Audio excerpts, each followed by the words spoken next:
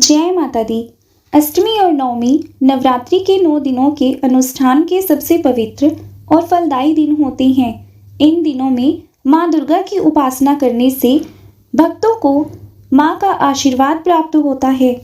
जो भी साधक इन दोनों तिथियों पर विधि पूर्वक माँ की पूजा या हवन, कन्या पूजन और पारण करते हैं, उन्हें माँ दुर्गा की विशेष कृपा प्राप्त होती है और उनके समस्त कष्ट भी दूर हो जाते हैं। इस समय चैत्र नवरात्रि व्रत चल रही हैं, तो आज की इस वीडियो में आप जानेंगे इस बार अष्टमी और नवमी कब है, व्रत का पारण कब और कैसे करना है, कन्या पूजन का शुभ मुहूर्त क्या रहेगा। आइए जानते हैं। इस बार 30 मार्च दिन रविवार से चैत्र नवरात्रि का शुभारंभ हुआ है और इसका समापन होगा 6 अप्रैल दिन रविवार को। अष्टमी तिथि रहेगी 5 अप्रैल दिन शनिवार को और नवमी तिथि, जिसे रामनवमी के रूप में भी मनाया जाता है, वह 6 अप्रैल दिन रविवार को रहेगी। अष्टमी तिथि यानी 8वां दिन रहेगा 5 अप्रैल दिन शनिवार को और अष्टमी तिथि प्रारंभ होगी 4 अप्रैल दिन शुक्रवार को रात 8:13 पर और अष्टमी तिथि का समापन होगा 5 अप्रैल दिन शनिवार को शाम 7:26 पर। तो 5 अप्रैल को ही माँ महागौरी की पूजा की जाएगी और जिनके यहाँ पर इस दिन कन्या पूजन होता है, तो सुबह के समय कन्या पूजन भी इसी दिन किया जाएगा। 5 अप्रैल को सूर्योदय होगा सुबह 6:19 पर, सूर्यास्त होगा शाम 6:40 पर। इस बार अष्टमी तिथि के दिन बहुत ही शुभ योग बन रहे हैं। पुनर्वसु और पुष्य नक्षत्र का शुभ योग इस दिन बनेगा। सारा दिन पुनर्वसु नक्षत्र रहेगा, जो कि अगले दिन सुबह 5:32 पर समाप्त होगा। राहुकाल का समय रहेगा सुबह 9 बजे से 10:30 बजे तक। अगर हो सके तो आपको कन्या पूजन करते हुए राहुकाल के समय का त्याग करना चाहिए। अभिजीत मुहूर्त दोपहर 12:04 से 12:54 तक रहेगा। अमृत काल सुबह 3:06 से 4:43 तक और ब्रह्म मुहूर्त सुबह 4:42 से 5:30 तक रहेगा। तो अष्टमी तिथि के दिन कन्या पूजन का सबसे शुभ मुहूर्त रहेगा सुबह 6:19 से 9 बजे तक। उसके बाद 10:32 से दोपहर 12 बजे तक शुभ मुहूर्त रहेगा।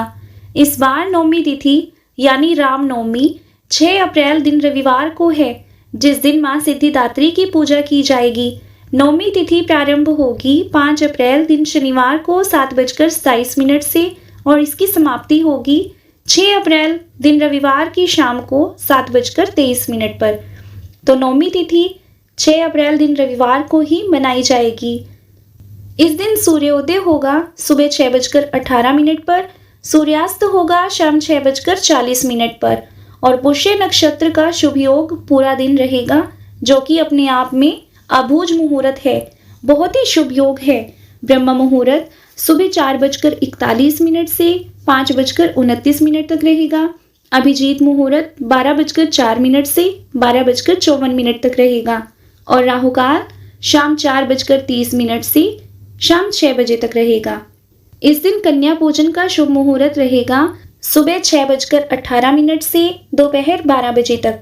अष्टमी और नवमी तिथि के दिन बहुत से लोग कन्या पूजन करके व्रत का पारण कर लेते हैं। कुछ लोग नवमी तिथि के दिन कन्या पूजन करके व्रत का पारण कर लेते हैं, यानी अन्न ग्रहण कर लेते हैं। तो कुछ लोग अष्टमी के दिन कन्या पूजन करके उसी दिन व्रत का पारण कर लेते हैं। लेकिन यह तो आपकी श्रद्धा पर निर्भर करता है कि आपको पारण किस दिन करना है। वैसे तो दशमी को ही पारण करना ज़्यादा शुभ माना जाता है और पारण को आप हमेशा शुभ मुहूर्त में ही करें, तभी शुभ फल की प्राप्ति होगी। पारण करते समय यानी व्रत खोलते समय ज्यादा मिर्च मसाले भोजन करने से बचना चाहिए। सात्विक तथा हल्का फुल्का आहार ही इस और पारण वाले दिन भी तामसिक भोजन से दूर रहना चाहिए। कन्या पूजन के बिना नवरात्रि का पूजन अधूरा माना जाता है। चाहे आपने व्रत रखे हो या ना रखे हो, तो अष्टमी या नवमी के दिन कन्या पूजन आप सभी को करना चाहिए और जो भी आप भोजन ग्रहण करें उससे पहले माँ दुर्गा को समर्पित अवश्य करें। एक हिस्सा गौ माता के लिए जरूर निकालें और बाकी प्रसाद को आप स्वयं ग्रहण करके व्रत का पारण कर सकती हैं। पारण करने का जो शुभ मुहूर्त है वह कन्या पूजन के बाद ही होगा।